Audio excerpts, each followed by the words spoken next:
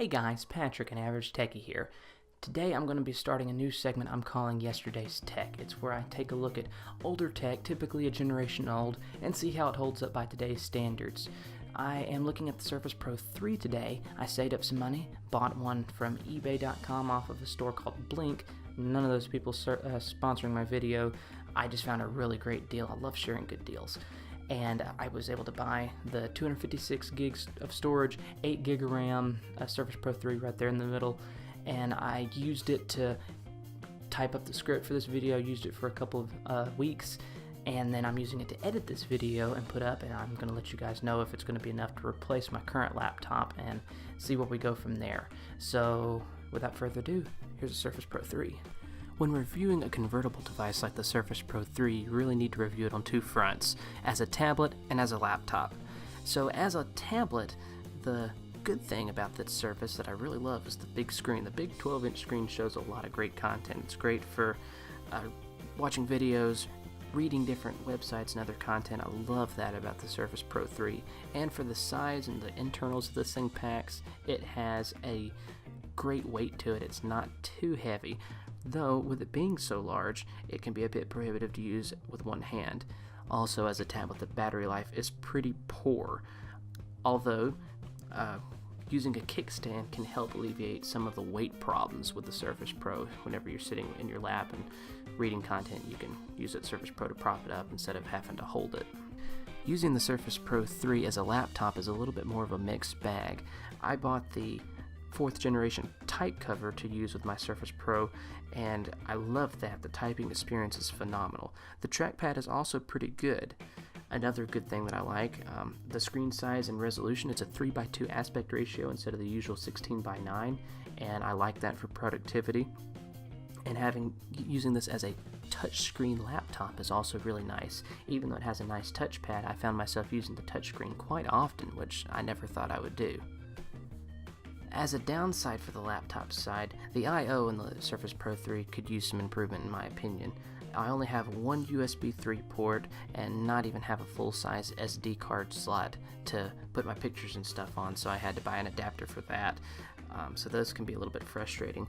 The other thing that was frustrating is I found my Surface Pro 3 to be heating up a lot. Even doing very light tasks like watching YouTube, I found that it would get really hot, the fan would spin on for no reason.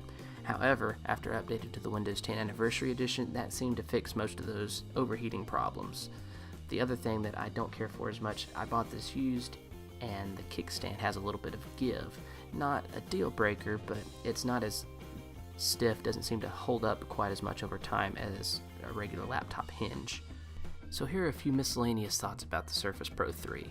I love the backlighting on the keyboard. I can't get enough of how great this keyboard is. I really do not like the method of attaching the pen to the Surface itself. The magnet is a joke. The two adjustable typing positions for the keyboard is also an excellent touch and quite comfortable to type on. I typed the entire script for this review on it. Something else a little bit strange, closing the keyboard over the screen puts the Surface to sleep. Cool. But opening it doesn't wake it back up.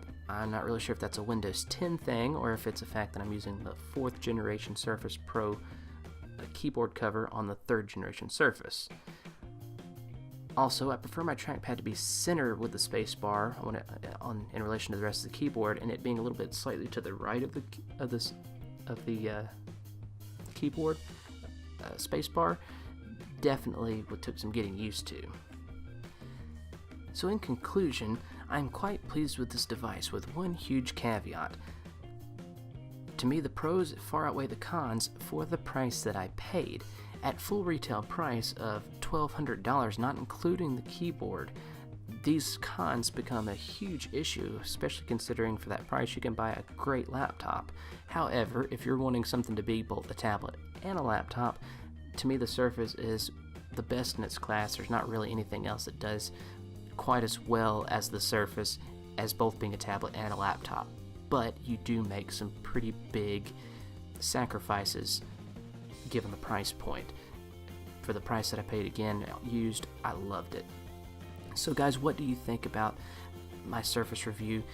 If you like it, if you'd like me to do a follow-up and maybe in 6 months or so to let me know, give me a thumbs up, and I'd be happy to revisit it, see how I still like it, see how it ages, especially if we have a new Surface announcement coming this fall or towards the beginning of next year.